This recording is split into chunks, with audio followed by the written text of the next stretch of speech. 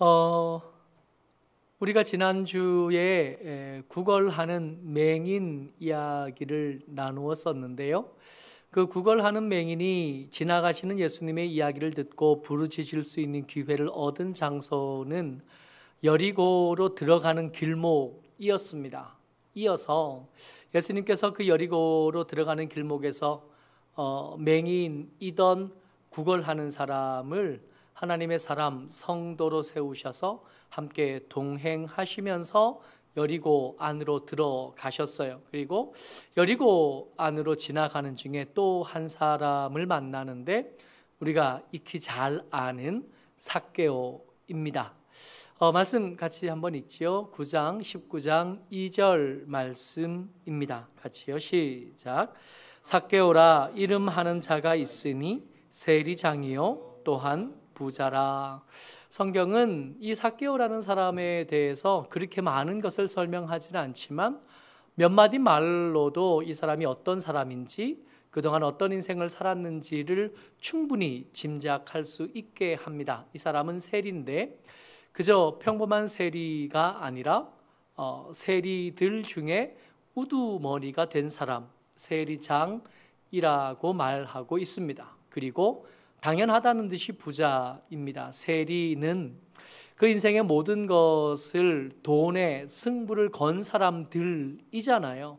내게는 다른 어떤 가치보다 이 돈이 크다라고 생각하고 그 생각을 실천으로 옮긴 사람, 그 옮긴 사람들 중에 그 생각을 실천으로 옮긴 사람들 중에 그래도 성공한 사람들이 세리가 되는 거고 그 세리들 중에 세리장까지 됐으니까 이 삭개오는 그 나름대로 그가 생각하는 인생에 있어서는 1등이라고 자부할 만한 사람인 겁니다. 그런데 이 세리장인 부자 삭개오에게는 도무지 이해할 수 없는 일들이 최근에 여러 번 일어나고 있습니다.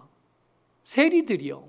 세리장이니까 그 휘하에 여러 세리들을 거느리고 있었을 텐데 알 거 아니에요. 최근에 예수님이라는 사람에게 세리들이 부쩍 관심이 많고 그들에게 세리들 중에 예수님을 찾아가는 사람들의 숫자가 점점 더 늘어나고 있다는 걸 알고 있는 거예요. 근데 이게 이해가 안 되는 겁니다. 그 사람들 중에 유독 눈에 띄는 사람은 마태인 거죠. 레위라고도 하고 마태라고도 하는 사람입니다. 같은 누가복음에 이 레위가 예수님을 따르게 된 이야기를 그대로 기록해 두고 있는데 27절, 28절, 누가복음 5장 27절, 28절 한번 읽어보겠습니다. 세리장이던 삭개오가 예수님을 궁금해하고 예수님에게 관심을 가질 수밖에 없는 이유가 되었던 사람들 중에 제일 첫 번째 되는 사람입니다. 같이요. 시작. 그 후에 예수께서 나가사 레위라 하는 세리가 세관에 앉아 있는 것을 보시고 나를 따르라 하시니 그가 모든 것을 버리고 일어나 따르니라. 이 레위가 세관에 앉아 있을 때 예수님이 찾아와 주셨고 찾아오신 예수님을 보고 레위가 그 예수님의 음성을 들은 다음에 버리고 따라갔대요. 근데 성경은 그 세근의 세관에서 그가 일어서서 예수님을 따라간 것에 대해서 그가 모든 것을 버렸다라고 쓰고 있습니다. 하나도 과장이 아니에요. 세리라 그랬잖아요. 세리는 돈에 인생을 건 사람입니다. 사람들이 나를 무시해도 돈만 있으면 괜찮아 라고 말하는 사람들이고 사람들이 나를 무시하고 왕따시키고 천대시 여기고 나를 멀리한다고 해도 나는 괜찮아. 나는 돈 있으면 돼. 돈이면 그 외로움 따위 얼마든지 메꿀 수 있고 돈 있으면 그 상실감 따위 얼마든지 메꿀 수 있어. 사람 그거 어차피 믿을 거 못 되는데 차라리 금이 낫지, 차라리 돈이 낫지. 여러분 이 세리 이야기를 들을 때마다 어떤 사람을 머리에 떠올리면 안 돼요. 이 시대 배금주의가 맘모니즘이 판을 치는 이 시대를 살아가는 우리의 자화상이기도 한 겁니다. 그 세리가 세간을 일어서서 버리고 나온 겁니다. 그야말로 모든 것을 버린 거죠. 레위는 그랬고 레위로 시작된 이 일이 세리들로부터 계속 이어지고 있는 중입니다. 때때로 우리가 누가복음 읽어가면서 세리와 죄인들이 예수님을 찾아왔던 이야기들을 우리가 한두 번 읽은 거 아니잖아요. 그럴 때마다 바리새인이 뭐라 그랬고 그럴 때마다 바리새인들이 화를 내고 했었던 이야기를 계속 읽어오고 있으니까 이게 한두 번 있는 일이 아니에요. 이런 일들이 겹치고 반복되고 반복될수록 삭개오는 예수님이 궁금해질 수밖에 없습니다. 보통 사람 같으면 세리들이 찾아가도 무시하거나 못 오게 하거나 이런 죄인들아 그러면서 쫓아냈어야 되는데 이 예수님은 그렇게 하지 않으셨거든요. 쫓아내지도 않으셨을 뿐만 아니라 일부러 찾아오기까지 하셨고 그 예수님의 마음이 세리들의 마음을 지금 흔들고 있는 거예요. 이런 상황이 못마땅하기도 하고 궁금하기도 하던 이 삭개오가 예수님이 오셨다, 예수님이 지나가신다 하는 이야기를 들은 겁니다. 누구처럼? 우리가 지난주에 말씀을 나누었던 구걸하던 맹인처럼. 그래서 삭개오가 예수님이 궁금하니까 한번 만나나 봐야겠다. 나를 만나줄지는 잘 모르겠으나 자격이 없는 사람이니까 나를 만나줄지는 잘 모르겠으나 먼 발치에서라도 한번 보기라도 해야겠다 하는 생각이 든 겁니다. 말씀 같이 읽지요. 3절과 4절 말씀입니다. 시작. 그가 예수께서 어떠한 사람인가 하여 보고자 하되 키가 작고 사람이 많아 할 수 없어 앞으로 달려가서 보기 위하여 돌 무화과 나무에 올라가니 이는 예수께서 그리로 지나가시게 됨이로라. 예수님은 아마도 광야 쪽에서 와서 여리고를 지나서 아마 예루살렘으로 올라가시는 것 같아요. 그런 행로라면, 그런 길이라면 반드시 지나가야만 할 길이 있었던 겁니다. 이 삭개오가 예수님 궁금하니까 예수님 어떤 분인지 가까이서 볼 생각은 엄두도 하지 못해요. 사람이 많은데 그 사람들 중에 세리장이 끼어 있는 것은 위험할 수 있거든요. 끼어 있지 못해요. 게다가 키가 작습니다. 우리 잘 아는 것처럼 삭개오는 키가 작기 때문에 예수님을 사람들 뒤에서 이렇게 봐서는 예수님의 얼굴 볼 수 없는 거죠. 그래서 사람들이 더 모이기 전에 얼른 제일 좋아 보이는 자리 돌 무화과 나무, 옛날에는 뽕나무라고 썼었는데 요즘에는 이게 성경을 고증하는 일들이 좀 더 발전하면서 이게 뽕나무라 그러면 우리나라에 있는 그 뽕나무 사람들이 자꾸 떠올리니까 그 나무는 아니거든요. 그래서 돌 무화과 나무, 그러니까 이스라엘 백성들이 도시를 이루어서 사는 곳마다 길 양식이 될 만한 나무를 심어서 나그네들이 여기서 열매를 얻게 되는 그런 나무인 겁니다. 돌 무화과 나무 위에 올라가서 보고 있었던 겁니다. 거기서 만난 거예요. 오늘 설교의 제목이 돌 무화과 나무에서 만나다입니다. 예수님을 만날 만한 적당한 장소는 사실 아니에요. 예수님이 이 삭개오를 만날 만하게 준비된 장소도 사실은 아닙니다. 사람들이 많고 그 앞을 가리고 있었고요. 이 세리장 삭개오는 예수님을 만날 만한 준비나 자격들 하나도 갖추지 못한 사람입니다. 우리 지난주에 말씀을 나눴던 이 맹인이던 이 구걸하는 사람이 예수님을 찾아갈 방법이 없었던 것처럼 사실은 형편은 좀 다를 수 있어도 이 키 작은 삭개오도 마찬가지인 거예요. 키는 작죠. 사람은 많죠. 사람들을 비집고 나가다가는 안 그래도 미움받는 처지에 위험할 수 있겠죠. 뽕나무 위에 올라가긴 했는데 여러분, 뽕나무 위에 올라갔으니까 예수님을 가까이 볼 수 있는 가능성은 더 줄어든 거죠. 예수님이 길을 지나가시다가 그냥 지나갈 가능성은 더 높아진 겁니다. 그런데 그 돌무화과 나무에 있는 삭개오에게 예수님이 찾아와 주신 거예요. 오늘 예배하는 저와 여러분들에게 예수님께서 찾아와 주시는, 그래서 우리의 슬픔을 안겨주시고 우리의 아픔을 만져주시고 우리의 외로움과 우리의 무거움, 우리의 궁금함들을 만져주시는 은혜가 우리 가운데 가득하시기를 주의 이름으로 축복합니다. 예수님께서 찾아와 주셨어요. 여러분, 다시 한번 말씀드리는데 이 삭개오가 키 작은 것들을 뛰어넘어서 나무에 올라간 은혜가 그런 결심이 크긴 하지만 찾아와 주신 예수님의 은혜에 비하면 사실 그 나무에 올라간 거 뭐 그리 큰일일까? 아무리 생각해도 그게 무슨 큰일일까 하는 생각은 계속해서 들 수밖에 없습니다. 5절, 6절 말씀 같이 읽습니다. 시작. 예수께서 그곳에 이르사 쳐다보시고 이르시되 삭개오야 속히 내려오라 내가 오늘 내 집에 유하여야 하겠다 하시니 급히 내려와 즐거워하며 영접하거늘. 아멘. 19장 1절에 보면 예수께서 여리고로 들어가 지나가시더라 그랬어요. 예수님께서 이 여리고에 머무실 생각이 있으셨는지를 잘 모르겠습니다. 원래 거기서 머물고 하루 지난 다음에 예루살렘으로 가실 생각이셨는지 아니면 그냥 계속 지나 예루살렘까지 바로 가려고 하셨는지는 잘 모르겠습니다. 어쨌든 예수님께서 지나가시다가 이 돌무화과 나무 위에 있는 삭개오를 보셨어요. 보셨고 다가오셨습니다. 그리고 그에게 말을 거시는데 기가 막히는 것은 예수님께서 이 삭개오에게 말을 거실 때 이름을 불러주셨다는 것이 눈에 밟히고 마음에 걸림이 됩니다. 삭개오야 하고 부르셨다는 거예요. 어쩌면 레위에게서 들었는지도 모르겠습니다.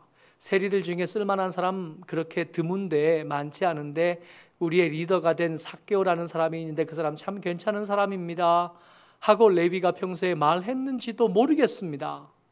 이랬거나 저랬거나 예수님께서 삭개오를 이미 알고 계셨고 예수님을 향하여 궁금증을 가지고 있는 삭개오를 알고 계셨고 예수님을 향하여 때때로 우리 마음같이 슬픔으로 아픔으로 가득 찬 상태에서 왜 이런 일이 벌어집니까? 하는 사람 그 마음의 상태를 예수님이 알고 계셨음을 짐작하게 해요.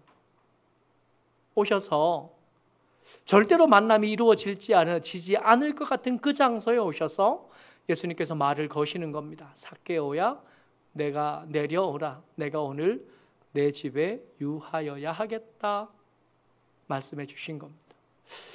레위를 생각할 때마다 삭개오는 이해가 안 되고 도대체 왜 그랬을까 모르겠다 생각했었는데 이 순간 예수님께서 자기에게 눈을 맞추어 주시고 다가와 주시고 그렇게 말을 걸어주시고 이름을 불러주는 순간 레위의 심정을 완벽하게 알게 되는 거예요.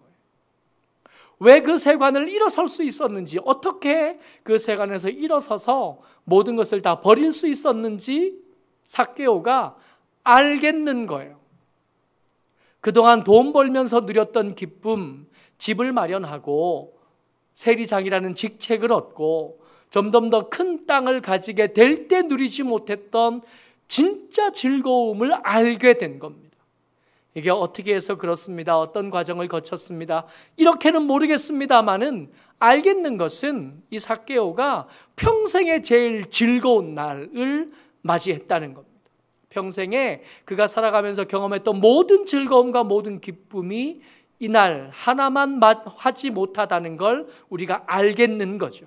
급히 내려와서 즐거워하며 예수님을 영접하여 드립니다. 자기 집으로 맞아들이기도 하고 자기 마음으로 영접하여 드리기도 합니다.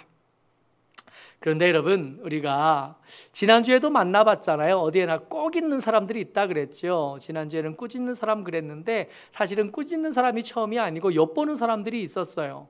엿보는 자들이 있었는데 이 엿보는 자들은 어떤 사람들이냐 하면 이 회당장의 집에 안식일 식사가 벌어지는 장소에 수종병 든 사람을 데려다 놨습니다. 그 잔치 자리, 그 식사 자리에서 누가 더 높은 자리에 앉을까를 눈치 보고 있었던 사람들의 행태를 염두에 두고 생각해 보면 평소에 그 식사 자리에 수종병 든 사람을 올 수 있게 했을까? 절대로 아닌 것 같죠.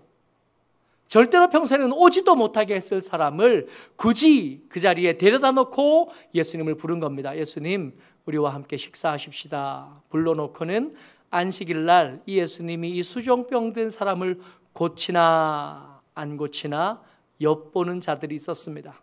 아무리 큰 기적을 눈앞에 베풀어도 그 기적을 제대로 바라볼 생각이 없습니다. 온갖 색안경과 편견들로 가득한 눈으로 그저 보죠. 믿음을 얻을 수 있는 절호의 기회이나 이들은 믿음을 얻기는커녕 책망을 얻을 뿐입니다. 엿보는 자들 어디에 가도 항상 있습니다. 게다가 엿보는 자들이 등장했던 곳은 안식일 날, 그리고 회당장이 베푼 식사 자리, 안식일 식사 자리니까 공동체 아닌 거예요. 교회 안에 엿보는 자들, 교회 안에 와서 믿음 있는 좋은 사람들 만나서 신앙의 안내를 받고 싶은데 그런 목적을 이루려면 여러분 사람 잘 살피셔야 돼요.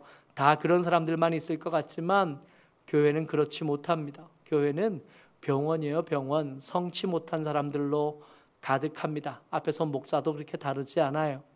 꾸짖는 자들이 있다 그랬잖아요. 꾸짖는 자들이 2번 등장했었는데, 첫 번째는 어린 아기들, 자기 어린 아기들을 예수님이 좀 만져주셨으면 좋겠다 하는 기대를 가졌던 부모들을 꾸짖는 제자들이 있었습니다.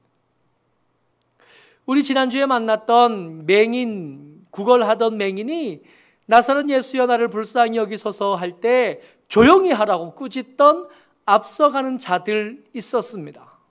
오늘 어떤 사람들 등장하냐 하면 수군거리는 자들이 등장해요. 불평하다, 투덜거리다 라는 뜻이에요. 예수님께서 그 돌 무화과 나무에서 삭개오를 만나 주신 것, 그의 이름을 불러주신 것, 그와 그의 집에 들어가서 하룻밤을 유하겠다 말씀하신 것이 못내 불편하고 못내 불평스러운 사람들이 있었던 겁니다. 7절 말씀 같이 읽어요. 시작. 뭇 사람이 보고 수군거려 이르되 저가 죄인의 집에 유하러 들어갔도다 하더라. 수군거림, 투덜투덜거리는 자격 없는 사람의 집에 찾아갔다 말하는 거예요. 여러분, 삭개오가 넘어야 했던 벽은 키가 작다뿐만 아닙니다. 어쩌면 키가 작다는 스스로 결정하면 되잖아요. 나무에 올라가겠다 하면 예수님 만날 수 있거든요. 근데 더 큰 어려움은 뭐냐 하면 수군거림입니다. 사람들이 말하는 거야. 넌 자격이 없다고. 근데 사람들만 말하면 그 사람들의 이야기는, 심지가 굳은 사람들은 사람들의 말 그렇게 신경 안 쓸 수 있거든요. 진짜 힘든 건 뭐냐 하면 사람들이 수군거리는 말이 진짜라는 걸 내가 안다는 거예요. 사람들 말 말하는 게 아닙니다. 나도 내게 말해요. 넌 자격이 없다. 니까짓 게 무슨 자격이 있어서 예수님을 만나나. 하나님은 거룩한 분이시고 하나님은 죄와 함께 하지 못하시는 분이신데, 감히 네가, 세리인 네가, 감히 너 따위가 하나님과 함께 하겠다고, 이게 어떻게 말이 되나? 하나님의 은혜가 내게 이게 가능하나? 하나님의 자비, 하나님의 긍휼, 하나님의 그 영광스러운 거룩함이 내게 적용되는 게 가능하나? 이 소리를 옆에 사람들만 하는 게 아니라 누가 한다고요? 내가 해요. 옆에 사람들이 하는 말은 억지로라도 듣지 않을 수라도 있지만 내가 하는 말을 이길 방법이 없습니다. 삭개오가 넘어야 될 벽은, 넘어야 될 한계는 키가 작다 정도가 아니에요. 키 작은 사람, 예수 잘 믿는 사람 얼마든지 있어요. 근데 내가 죄인인 줄 내가 아는데, 내가 어떤 놈인지, 내가 얼마나 잔인한지, 내가 얼마나 더러운지, 내가 얼마나 음란한지, 내가 얼마나 탐욕스러운지, 내가 얼마나 치사한지, 내가 얼마나 비겁한지, 이거 내가 너무 잘 아는데 네가, 너 따위가 감히 거룩하신 예수님, 거룩하신 하나님과 함께 하겠다고? 이 수군거림이 멈추지 않는 거예요. 여러분, 이 수군거림을 닥치게 해야 다음으로 갑니다.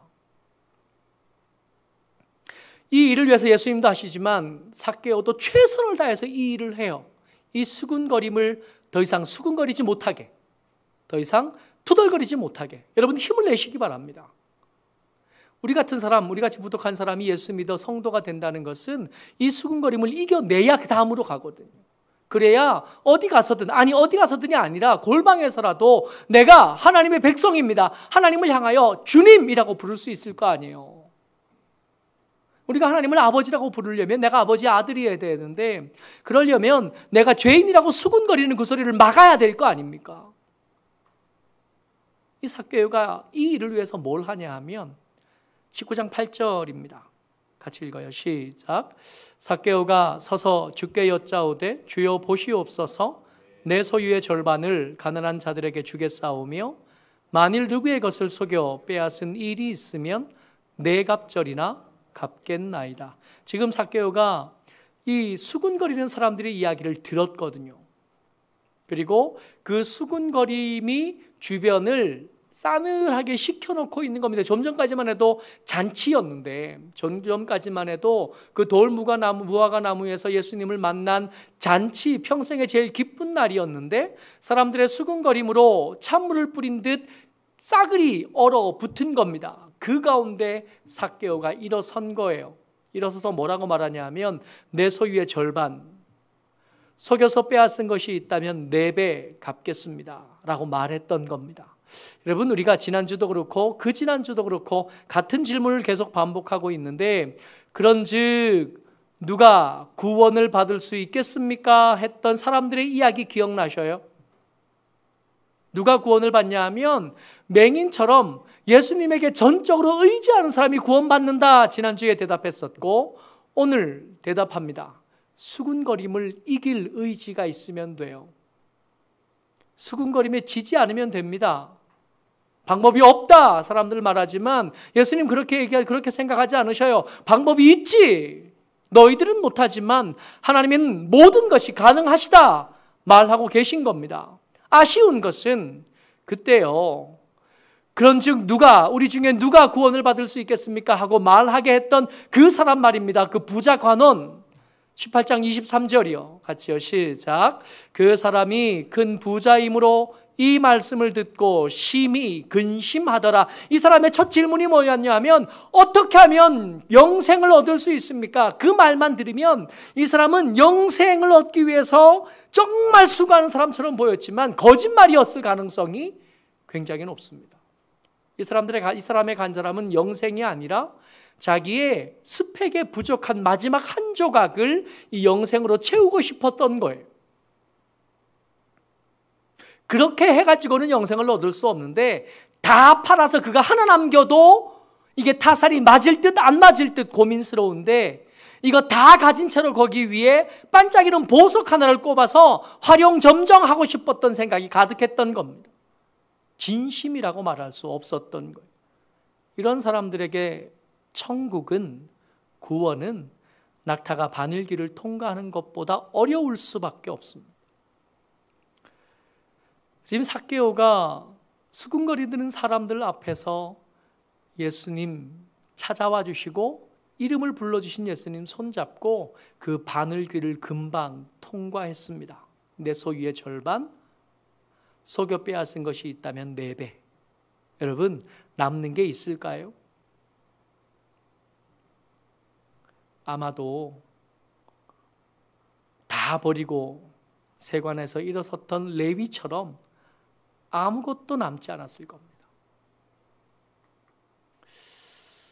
삭개오가 이렇게 하고 있는 동안 예수님께서 이 일이 다 끝난 다음에 삭개오의 이 절반 4배 말하는 것, 그 말이 끝난 다음에 예수님께서 칭찬하시고 반가워해 주시는 거예요. 그리고 기가 막힌 말씀을 더해 주십니다. 오늘 읽었던 말씀 9절 10절이요. 시작. 예수께서 이르시되 오늘 구원이 이 집에 이르렀으니 이 사람도 아브라함의 자손이미로다. 인자가 온 것은 잃어버린 자를 찾아 구원하려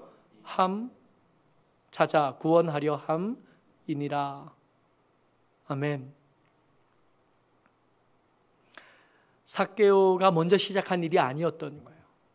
삭개오를 이미 알고 계시던 분이, 예수님이 하나님의 보내심을 받아 이 땅에 오신 거고, 이 땅에 오신 예수님께서 드디어 때가 참에 삭개오를 찾아오신 거고, 정말 감사하게도 덜 민망하게 삭개오는 그날 뽕나무 위에 돌무화과 나무 위에 올라가 있었던 거고 거기서 드디어 만난 겁니다. 예수님이 당신에 대해서 스스로에 대해서 나는 잃어버린 자를 찾아 구원하는 사람이다 라고 말씀하셔요.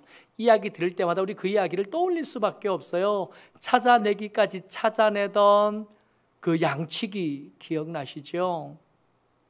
99마리 들판에 두고 잃어버린 한 마리 찾아낼 때까지 찾아다녔던 그 양치기, 예수님 이야기셨고 아버지 하나님의 이야기셨습니다. 10 드라크마를 가지고 있다가 하나 잃어버려서 그거 찾을 때까지 불을 펴고 온 집안을 쓸면서 찾던 그 여자, 유산을 받아가지고 탕진했던 아들이 돌아올 때까지 기다리던 그 아버지가 오늘 또 다른 모습으로 등장하셨는데 수군거림을 기어코 이겨내는 삭개오, 그 삭개오를 응원하고 찾아와 주셔서 그를 반가워해 주시는 예수님의 모습으로 오늘 등장하신 겁니다. 우리가 찬양했던 것처럼 예수님은 우리에게 찾아오셨고 우리가 그 찾아오신 예수님께 문을 열고 맞아 드리기를 기대하시는 거예요. 오늘도 여전히 말입니다. 여전히 슬프고 여전히 삶의 질고에 시달리는 우리에게 예수님 오늘도 찾아오셔서 손 내밀어 주고 계신 거예요. 뽕나무 올라가는 일이 뭐 그리 대단한 일이라고요. 우리가 얻을 영생과 천국 생각하면 소유의 절반 속여 뺏은 것, 어차피 내 것도 아닌 것, 그거 4배로 갚는 거 뭐 그리 대단하다고요. 찾아오신 예수님 손 내밀어 주시고 그 일을 하기 위해서 기꺼이 십자가에 오르신 그 예수님, 그 당한 고난 생각한다면 그 뽕나무에 올라가는 따위의 일 정도라면 얼마든지 하죠. 모쪼록 오늘 우리 가운데 찾아오신 예수님께 손 내밀어 드리고 환영하고 함께 동거하기를 시작하시는, 그래서 우리의 슬픈 마음을 위로하시는 하나님과 동거하고 우리를 계속 살도록 붙잡아 주시는 하나님의 은혜를 누리는 저와 여러분 되시기를 주의 이름으로 축복합니다. 아멘.